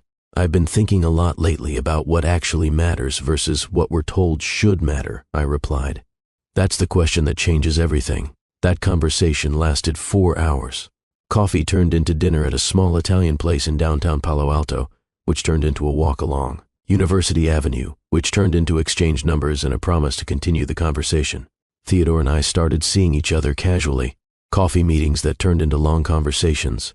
Dinners where we talked about business ideas and life philosophy. Walks where we shared our stories. He never pushed, never demanded, never tried to control the narrative of who I should be or what I should want. When I finally told him about Garrett, about the fertility struggles and the psychological abuse and the way my ex-husband had systematically destroyed my sense of self, Theodore held me while I cried. "Cassie," he said that night, his voice gentle but firm. "Garrett didn't leave you because you couldn't have children. Then why did he leave? Because he was terrified of who you might become if you stopped believing his lies about yourself. I don't understand. I mean, Garrett kept you small and insecure because that's how he could control you. The moment you discovered your own worth, he'd lose all power over you. So he created a situation where you'd always feel like you needed him to validate your value as a woman. That's not love, Cassie. That's possession." Theodore was right. Garrett hadn't just sabotaged my fertility. He'd sabotaged my sense of self-worth. Every month I failed to get pregnant, I believed a little more that I was fundamentally flawed. Every doctor's appointment that didn't yield answers made me more dependent on Garrett's support and approval. Garrett had been systematically destroying my confidence, so I'd never believe I deserved better than what he was giving me. But Theodore saw something in me that Garrett had tried to erase. Potential. 8 months after arriving in California, Theodore and I launched a consulting firm together, Sterling Solutions. The concept was helping companies build authentic, sustainable growth strategies instead of chasing vanity metrics and short-term gains. The company took off immediately because we were solving real problems with genuine expertise. Theodore had the track record and connections. I had the strategic thinking and fresh perspective. Together, we were building something meaningful. And I was good at it. Really good at it. For the first time in years, I had an identity that had nothing to do with being someone's wife or someone's potential baby mama. I was Cassandra Sterling, co-founder of a successful consulting firm. Cassandra Sterling, who helped companies grow with integrity. Cassandra Sterling, who was brilliant and capable and valued. Theodore and I fell in love while building something meaningful together. It wasn't the whirlwind romance I'd had with Garrett, all grand gestures and overwhelming intensity. It was quieter, steadier, built on mutual respect and genuine partnership. When Theodore proposed, it wasn't because he needed me to complete his life. It was because he wanted to share his life with someone he genuinely admired and respected. "Cassandra," he said, kneeling in his living room with tears in his eyes, "you're the strongest, smartest, most incredible woman I've ever met. Every day I watch you help companies solve impossible problems. Every day I see you turn obstacles into opportunities. Every day I'm amazed by who you are." He took my hand, and I could feel his hands shaking slightly. "Will you marry me not because you need me, but because we make each other better? Will you marry me because I respect you and admire you and want to spend my life building something beautiful with you?" I said yes through tears, understanding for the first time what it felt like, to be chosen not for what I could give someone, but for who I actually was. We got married at San Francisco City Hall on a Tuesday afternoon. Just us, Reagan and Theodore's best friend Marcus as witnesses. No 200 guests, no expensive estate, no performance for social media. Just two people who genuinely loved each other, making a promise to build a life together. I wore a simple white dress that cost $200. Theodore wore a suit he already owned. We exchanged vows we'd written ourselves, promising to be partners and equals, to support each other's growth, to choose each other every day. When the officiant pronounced us married, Theodore kissed me like I was precious, like I mattered, like I was enough exactly as I was. This is what love is supposed to feel like, I thought. 3 months after our City Hall wedding, Theodore and I decided to try for a baby. I was terrified. All those years with Garrett had convinced me that something was fundamentally wrong with my body, that I was one of those women who just couldn't conceive. That motherhood would never be part of my story. What if I can't get pregnant? I asked Theodore, my voice shaking with fear. Then we'll adopt or foster or build a different kind of family, Theodore said simply. Cassie, I didn't marry you to have babies. I married you because I love you. Everything else is just a bonus. His words reminded me that I had value beyond my reproductive capacity, that my worth as a woman and a wife wasn't tied to my uterus. I got pregnant on our 2nd month of trying. When I saw those 2 pink lines on the pregnancy test, I couldn't believe it. I took 5 more tests, convinced they had to be wrong, convinced this had to be some cruel mistake, but they were all positive. When I told Theodore, he picked me up and spun me around his kitchen, laughing and crying at the same time. "We're having a baby," he kept saying. "Cassie, we're having a baby." The first ultrasound at 8 weeks showed 2 tiny embryos. "Twins," the ultrasound technician said, pointing at the screen. 2 healthy babies with strong heartbeats. Theodore cried tears of pure joy. 2 babies, Cassie. We're having 2 babies. We're going to need a bigger car. The second ultrasound at 12 weeks revealed something the first ultrasound had missed.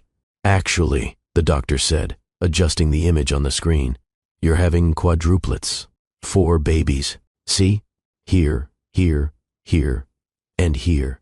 I stared at the screen in shock. 4 babies? The doctor nodded, looking slightly stunned herself. "This is incredibly rare for a natural conception. I've never actually seen spontaneous quadruplets in my career.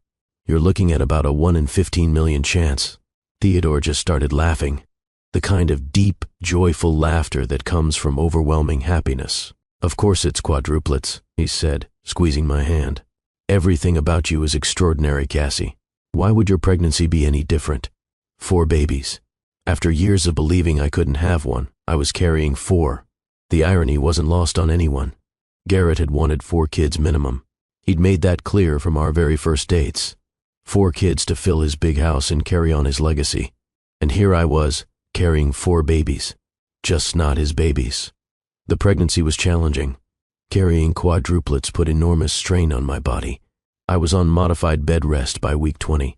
I had to stop working at Sterling Solutions, trusting Theodore and our team to keep the company running without me.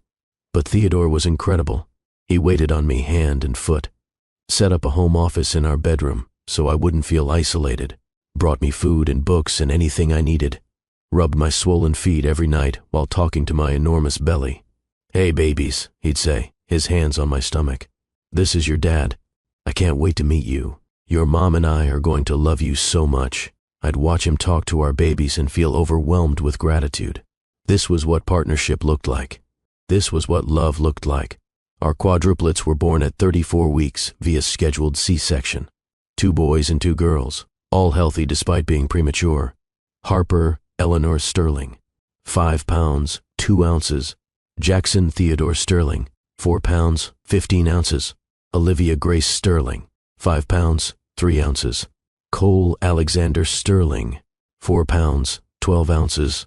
Theodore was the first to suggest they carry his last name. "I want the world to know these children belong to our family," he said, tears streaming down his face as he held tiny Harper in the NICU.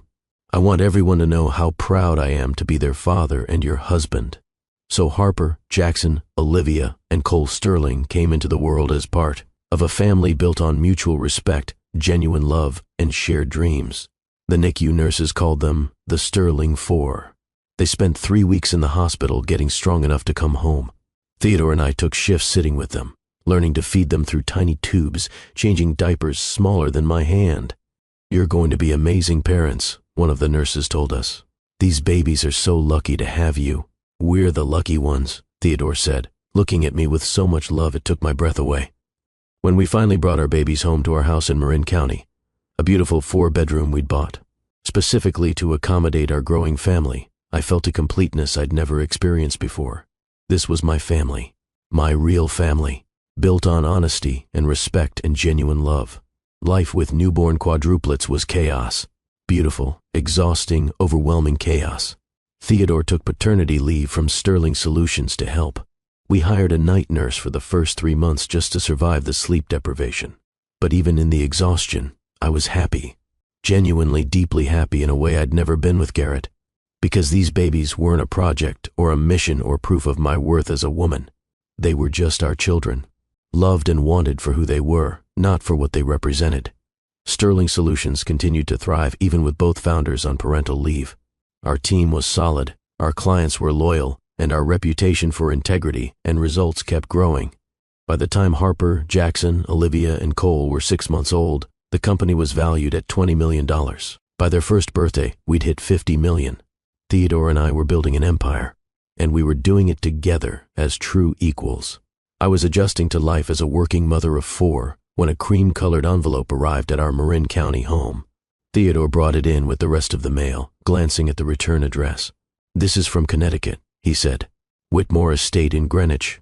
My stomach dropped. The envelope was addressed to Cassandra Whitmore at my old address, but the post office had forwarded it to my new home. I opened it with shaking hands. Inside, printed on expensive cardstock in the same flowing calligraphy as before, was another invitation. "You're invited to celebrate the upcoming arrival of baby Whitmore. Join Garrett and Bethany as they prepare to welcome their second little blessing, their second baby."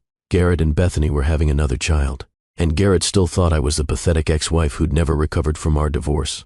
"He's having another baby shower," Theodore said, reading over my shoulder. "Apparently. And Garrett has no idea that Cassandra Whitmore no longer exists.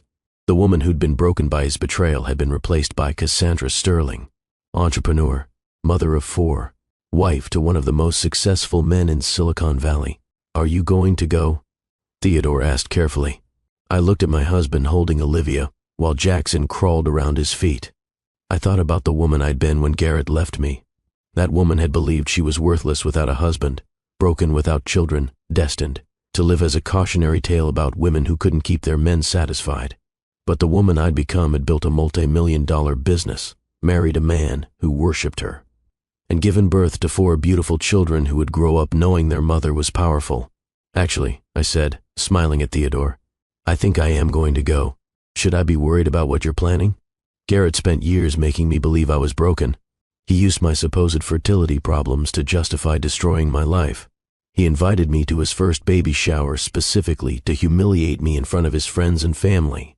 And he told everyone I was unstable and pathetic and couldn't handle that he'd found happiness. I picked up the invitation again, running my finger over Garrett's name. Now I'm going to show him exactly what he lost when he decided I wasn't worth fighting for. Should I come with you? Oh, absolutely. Garrett needs to meet the man who saw my strength when all Garrett could see was my desperation. Over the next few weeks, I planned my return to Greenwich like a military operation. I bought a designer dress that cost more than my first car, got my hair professionally styled, had my makeup done by an artist who worked with tech executives preparing for major presentations. When I looked in the mirror the day of the baby shower, I didn't recognize the woman staring back at me. She looked successful, confident, powerful, nothing like the broken woman Garrett had thrown away. We dressed Harper, Jackson, Olivia, and Cole in matching designer outfits, tiny versions of sophisticated casual wear that probably cost more than Garrett spent on his monthly car payment. The white Lamborghini, a gift from Theodore when Sterling Solutions hit its first $1 million in revenue, was detailed and spotless. "Are you sure about this?" Reagan asked when she called to check on me the night before. "You don't have to prove anything to Garrett." "I'm not doing this to prove anything to Garrett," I said. "I'm doing this for every woman who's been told she's not enough, every woman who's been blamed for her partner's failures, every woman who's been discarded like damaged goods." Reagan laughed. "Then go destroy him, sis." The drive from Marin County to Greenwich took us 5 hours with stops for the babies. We stayed at a hotel the night before the shower, getting everything ready. That morning, I stood in the hotel room looking at my reflection while Theodore fed the babies their breakfast. "You ready for this?" he asked. I've been ready for 2 years. The baby shower was being held at the Whitmore estate, the same property where I'd married Garrett 5 years earlier, the same gardens where I'd promised to love him in sickness and in health. The irony of returning to the scene of my biggest mistake was not lost on me. As we pulled into the circular driveway in the white Lamborghini, I could see the party through the French windows. 60 people in cocktail attire, sipping champagne, celebrating Garrett and Bethany's growing family. White roses everywhere, elegant table settings, everything perfectly curated for Instagram. Garrett was holding court with a group of men, probably colleagues from his firm. Bethany was showing off her pregnant belly to a circle of women, her hand resting on her stomach in that universal gesture of expectant mothers. They looked happy, successful, like they'd moved on completely from the messiness of Garrett's first marriage. I checked my appearance one last time in the rearview mirror. Not the broken woman Garrett expected. Someone he would never recognize. "You ready?" Theodore asked, his hand on mine. I looked back at our 4 babies in their car seats. Harper with her serious eyes, Jackson with his constant smile, Olivia with her determined expression, Cole with his gentle demeanor. These were Garrett's worst nightmare. Proof that everything he'd said about me was a lie.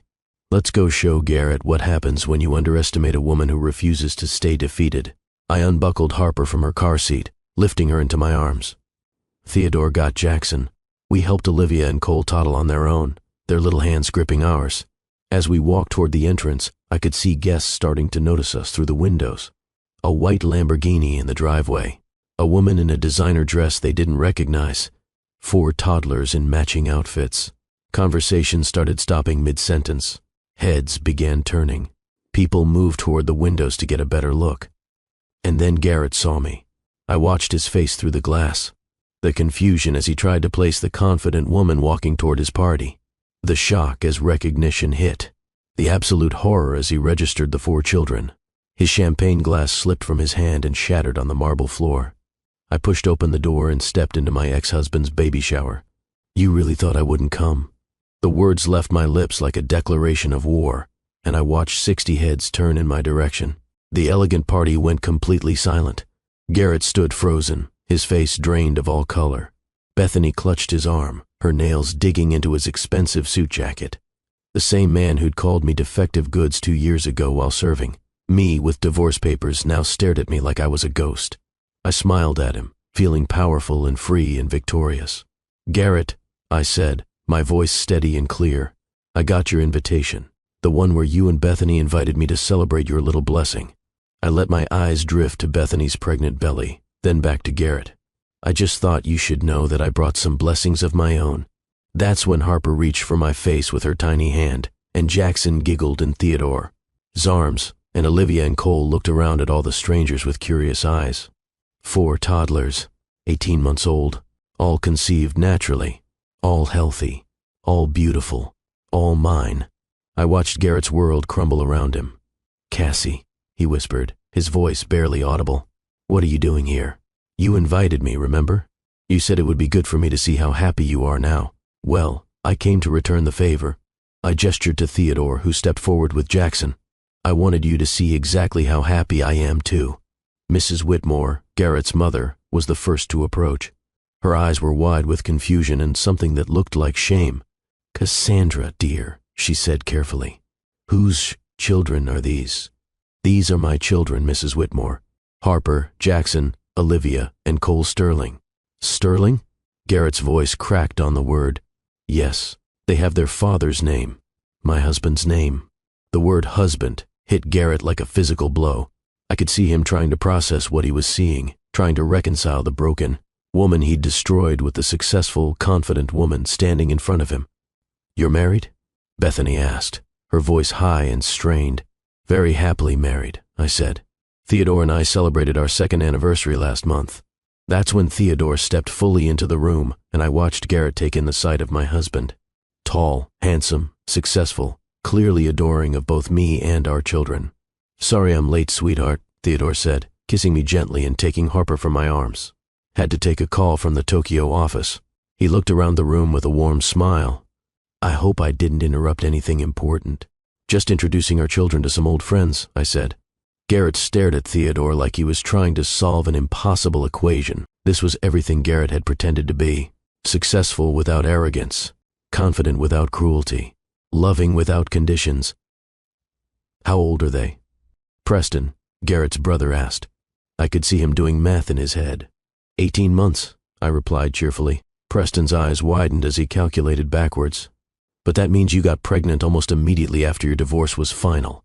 "Actually, I got pregnant about 6 months after our divorce." Apparently, Garrett was incorrect about my fertility issues. A murmur went through the crowd as people began to realize the implications of what I was saying. If I'd gotten pregnant easily with someone else, then Garrett's entire story about our marriage ending due to my infertility didn't make sense. "I don't understand," Bethany said, looking between Garrett and me. "Garrett said you had unexplained infertility, that you'd been trying for years with no success." "We were trying for years with no success," I confirmed. "But it turns out the problem wasn't my fertility after all." Garrett's face had gone completely white. He knew where this was heading, and he was powerless to stop it. "Garrett," Mrs. Whitmore said slowly, "if Cassandra could have children, why couldn't you two have children together?" The estate was dead silent except for my babies babbling happily in their designer outfits. Everyone was looking at Garrett, waiting for an explanation that would make sense of the contradictions in his story. "It's complicated," Garrett said weakly. "Actually, it's not complicated at all," I said, pulling out my phone. "I have medical records that explain exactly what happened." Garrett's eyes went wide with panic. "Cassie, don't what, Garrett? Don't tell the truth. Don't share the medical records you hid from me. Don't explain to your family and friends how our marriage really ended." "What medical records?" Mrs. Whitmore asked, her voice sharp. I looked around the room at all the people who'd believed Garrett's version of our story, who'd pitied me as the broken woman who'd driven away a good man.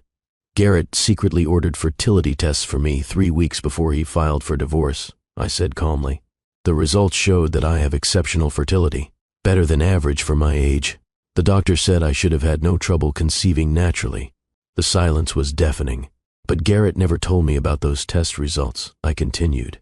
"Instead, he used our fertility struggles as justification for ending our marriage while he started a relationship with Bethany." "I don't understand," Bethany said, but her voice suggested she was starting to understand perfectly. "Garrett let me believe for 3 years that my body was broken, that I was defective, that I was the reason we couldn't have children. He watched me inject myself with hormones that made me sick. He watched me undergo painful procedures. He watched me blame myself for our fertility problems while he knew the entire time that there was nothing wrong with me." Mrs. Whitmore looked at her son with an expression of pure horror. "Garrett, is this true?" "It's not that simple," Garrett said desperately.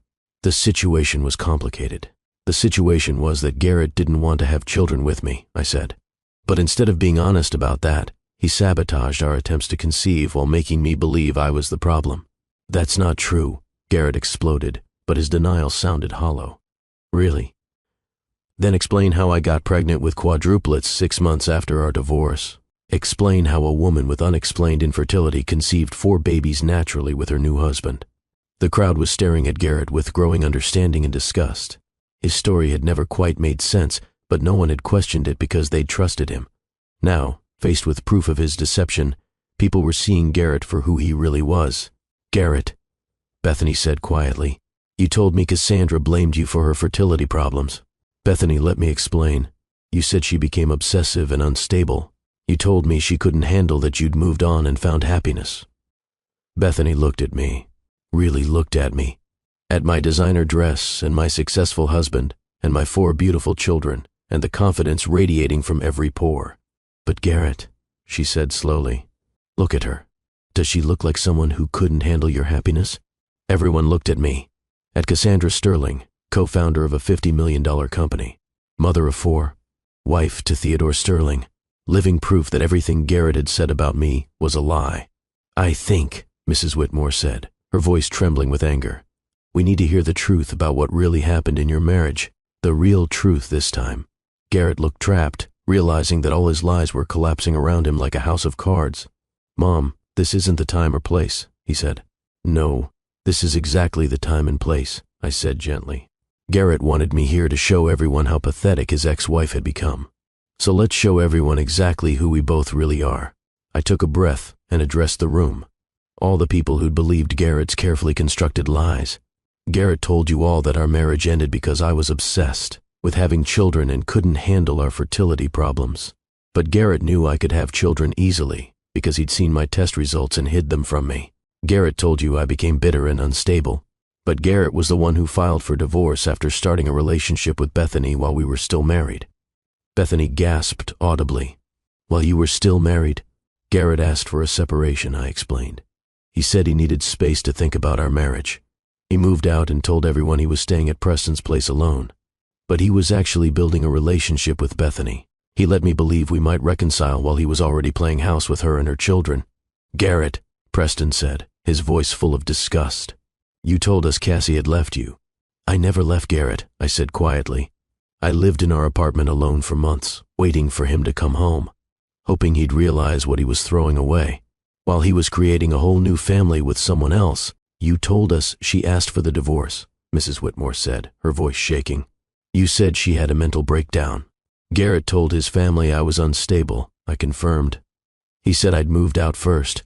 He said I couldn't handle our fertility struggles.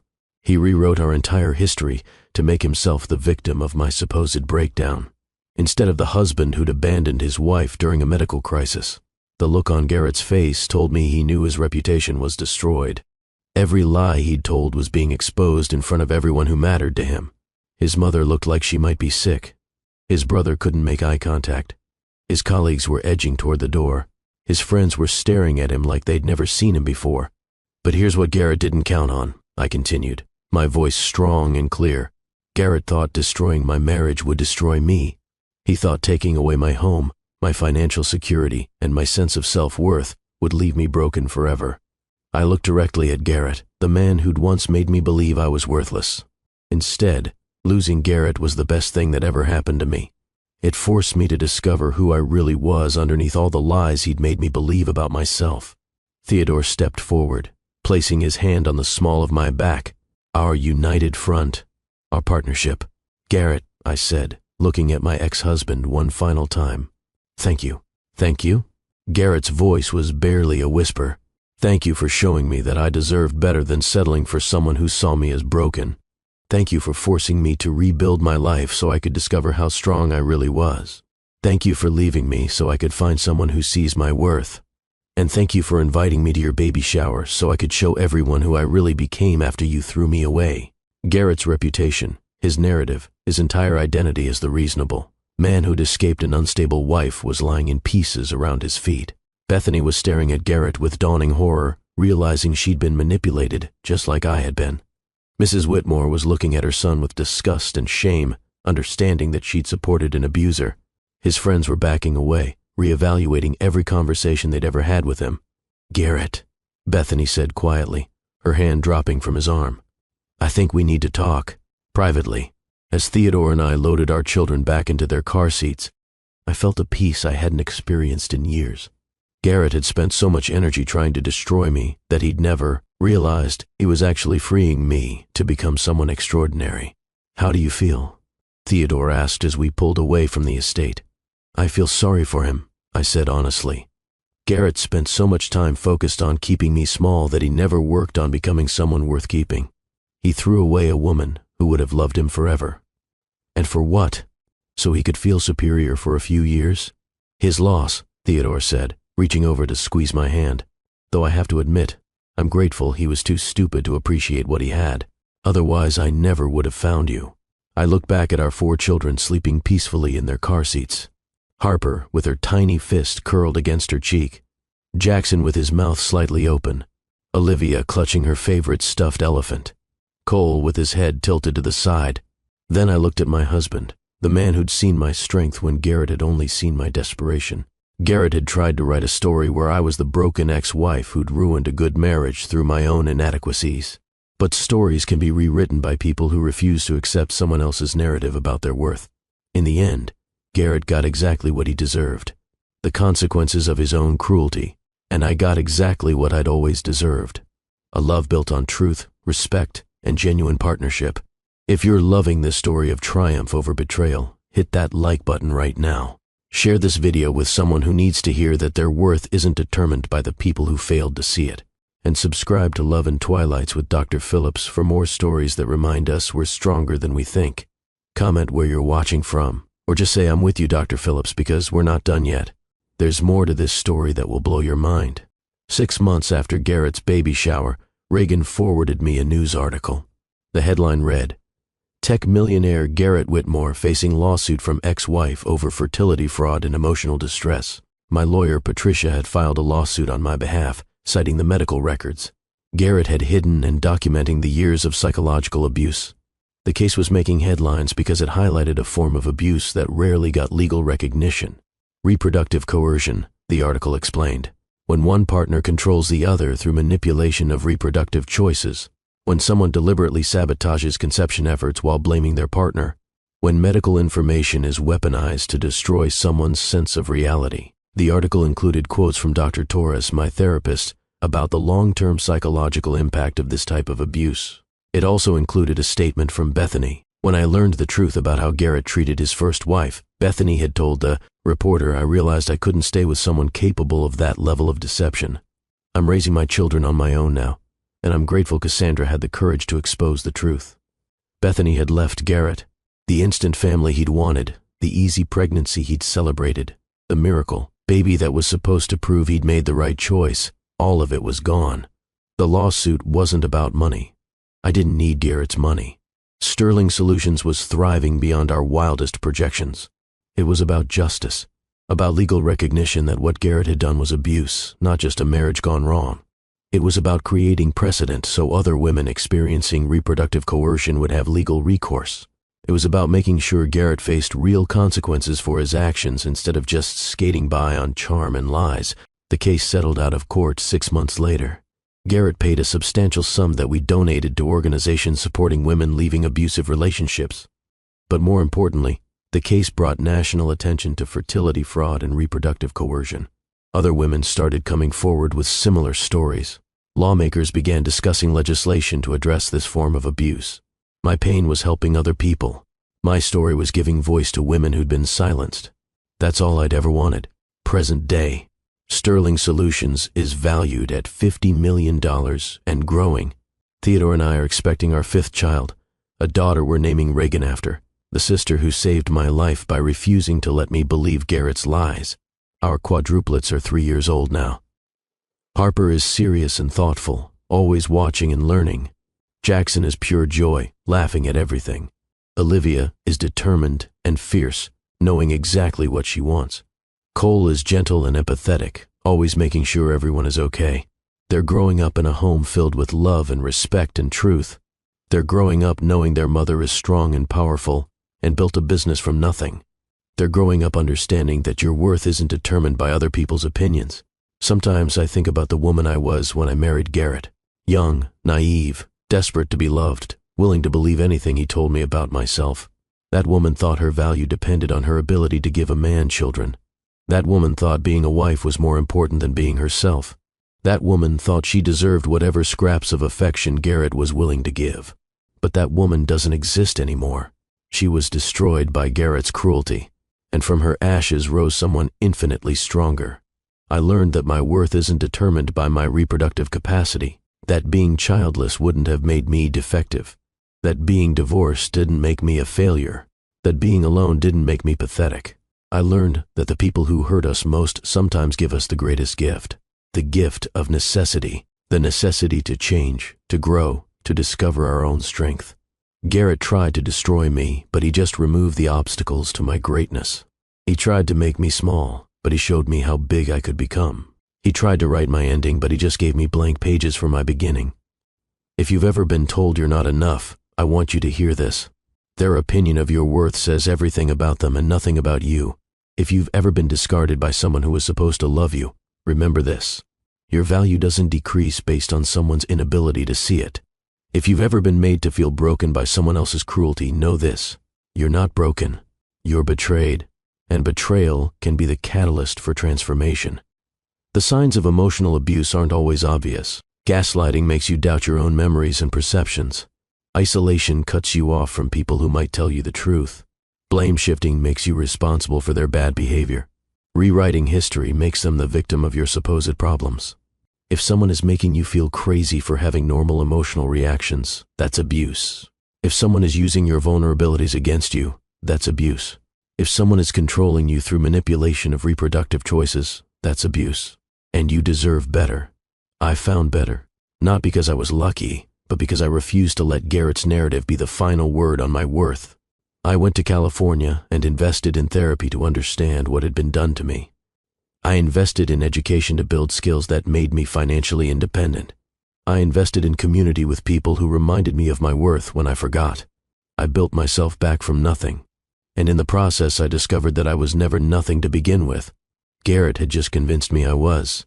Your story isn't over when someone decides to leave. Your worth isn't determined by someone else's valuation. Your future isn't limited by your past.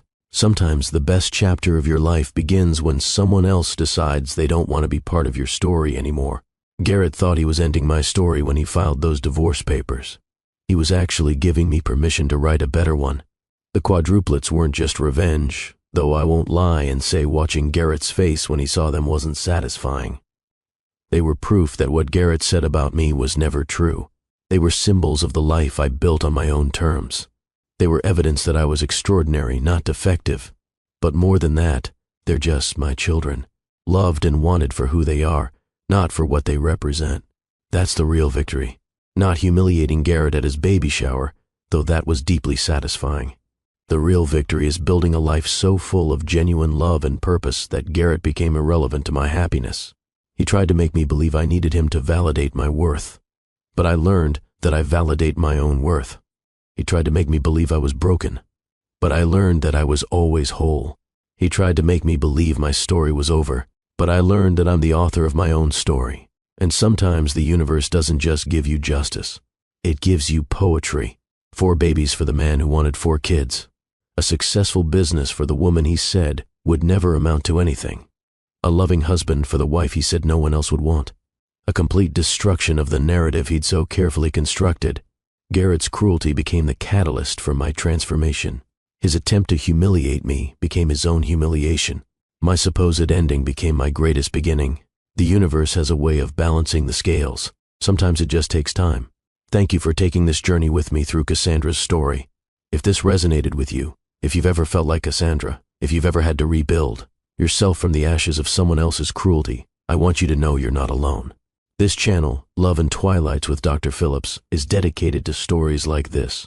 Stories that remind us that our worth isn't determined by the people who failed to see it.